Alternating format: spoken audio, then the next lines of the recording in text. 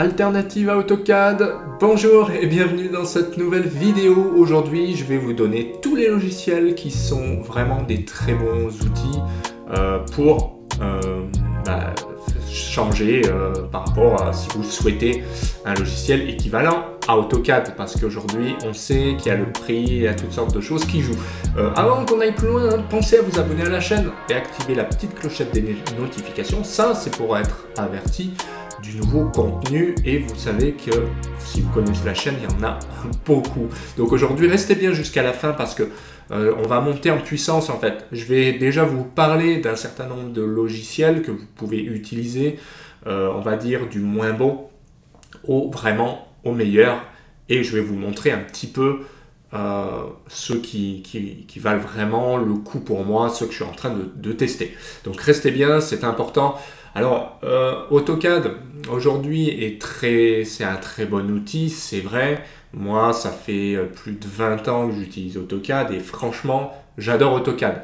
Le problème d'AutoCAD aujourd'hui, c'est qu'on sait tous que la politique d'Autodesk a changé.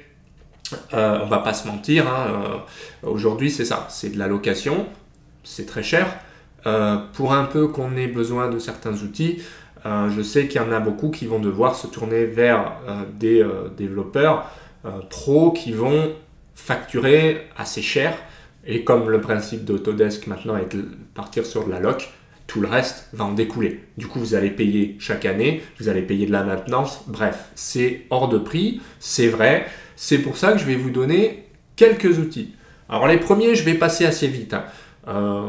Bon, déjà j'exclus SketchUp. Pourquoi? Parce que SketchUp est un petit peu différent pour moi. C'est un très bon outil, hein.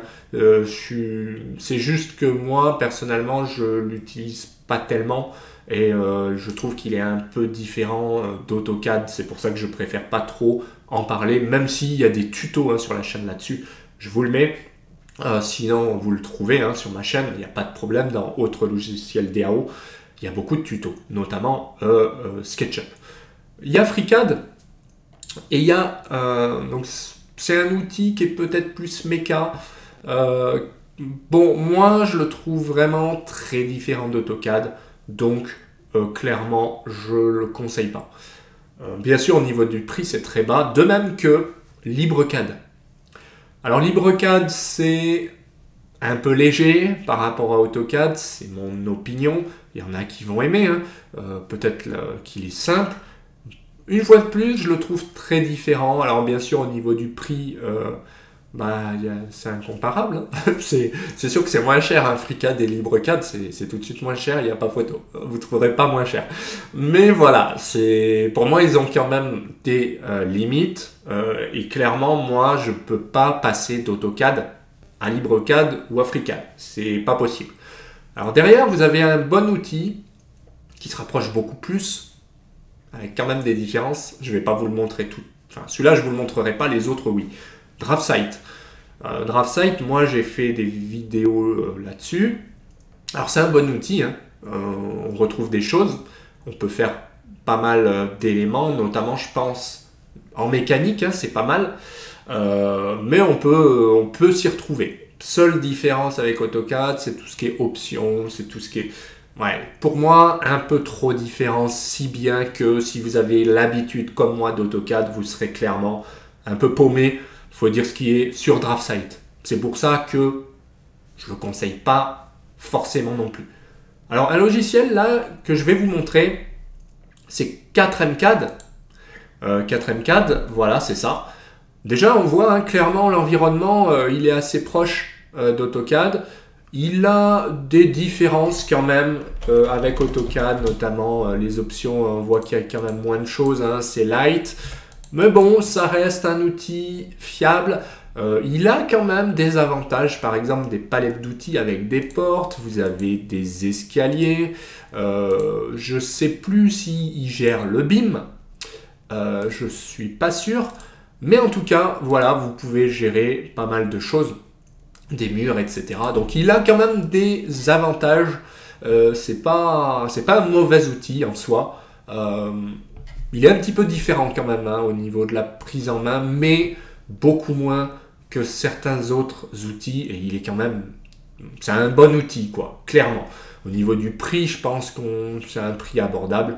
Donc voilà, 4MCAD à tester. C'est pas un mauvais outil pour moi. Vous avez ensuite du BricsCAD.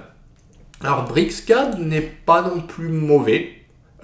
C'est même un outil que je trouve assez bon, qui se rapproche beaucoup d'AutoCAD puisqu'on retrouve un certain nombre de choses. Si je tape les options, eh bien, bon, voilà. Seul bémol, c'est les options. J'avais oublié ce point-là. Donc BricsCAD pour moi est comme DraftSight. C'est un peu dommage. C'est un bon outil, mais au niveau des options, on s'y retrouve pas. Par contre, au niveau du dessin, à proprement parler, il est très proche d'AutoCAD. C'est un très bon outil. On retrouve vraiment la même chose. Et franchement, pour le coup, j'étais pas paumé en l'utilisant. Alors le dernier outil, dont je parle souvent, c'est ZWCAD parce qu'il revient souvent. Alors ZWCAD est un outil très proche d'AutoCAD, c'est vrai. Moi, là, je vous le montre pas parce que je l'utilise pas. En tout cas, je l'ai déjà testé. J'ai fait des vidéos par le passé, mais je l'utiliserai certainement pas en ce moment. Pour la simple et bonne raison, c'est qu'il n'y a pas d'éditeur de bloc à proprement parler pour l'instant, pour diverses raisons. Mais voilà, ça manque un petit peu. De même que les autres logiciels qu'on a vus d'ailleurs, hein. Il y a au niveau de l'éditeur de bloc, moi je développe des outils, donc j'ai besoin d'un éditeur de bloc. Donc ZWCAD est très bon, il est très très proche d'AutoCAD, c'est peut-être un qui se rapproche le plus, c'est vrai, puisque au niveau des options vous retrouvez la même chose. Par contre, il manque l'éditeur de bloc. Le dernier, alors je vais vous parler du tout dernier, c'est GStarCAD. GStarCAD, pour moi, c'est le meilleur. Il est là. Là, je l'ai mis sur fond blanc, hein, mais sinon, on retrouve vraiment la même chose qu'AutoCAD. Les propriétés, les références externes. Vous avez les mêmes commandes, par exemple, options. Vous retrouvez les mêmes options, vous n'êtes pas perdu. Ce que j'aime beaucoup chez GStarCAD, c'est qu'il n'est pas cher. Voilà, en comparaison d'AutoCAD, il est beaucoup moins cher. Vous pouvez l'acheter, vous pouvez le louer. Franchement, c'est un très bon outil. Franchement, pour moi, c'est le meilleur outil 2D, même 3D, hein, parce que finalement, il fait la même chose que la version full AutoCAD. Donc, c'est vraiment un super outil. Vous avez une gestion de l'apparence. Vous voyez qu'on peut changer très facilement. Donc ça, c'est juste énorme. C'est que vous avez quelque chose, on va dire, de moderne, hein, on le voit. Vous avez la possibilité de faire comme AutoCAD, donc vous voyez, vous n'êtes pas perdu. Là, on ne voit pas bien, je peux enlever la grille, voilà. Donc très facilement, on retrouve les mêmes choses. On peut faire des cercles, on peut faire des rectangles, on peut utiliser les raccourcis de même qu'AutoCAD.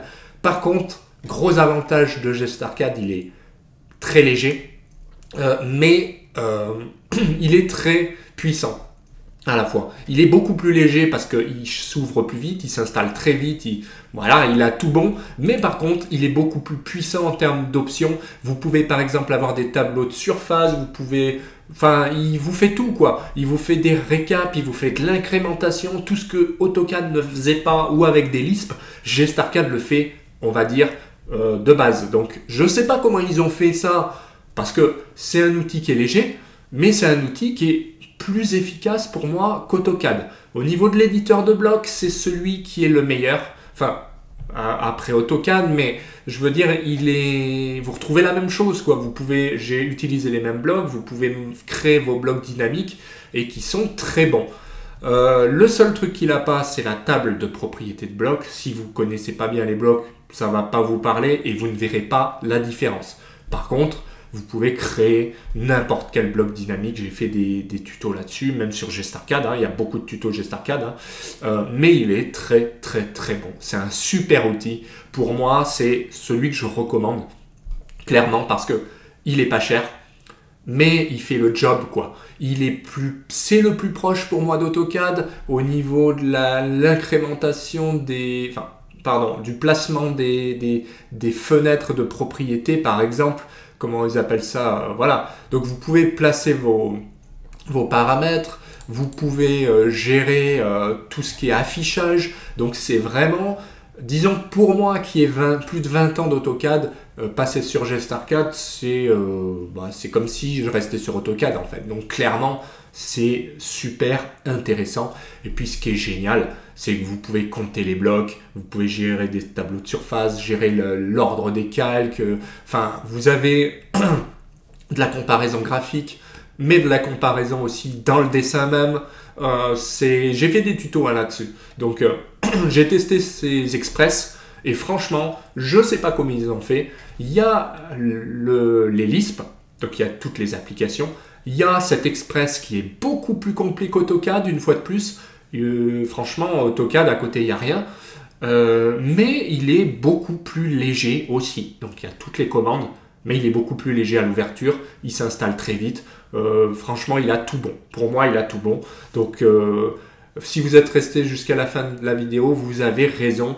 D'ailleurs, je vous mets le lien. Hein, faites comme moi, téléchargez GestarCAD parce que ça en vaut la peine. Vous pouvez l'utiliser pendant 30 jours et en plus vous pouvez le garder à la fin, même si vous ne prenez pas la licence, vous pouvez le garder en tant que visionneuse et il est vraiment super intéressant. C'est un très bel outil. Donc là, version 2022, mais franchement, ça va très bien pour cet outil qui est le plus proche d'AutoCAD, tout simplement. Bah voilà pour la vidéo, merci de l'avoir suivi. Pensez à mettre un petit pouce bleu si ça vous a plu.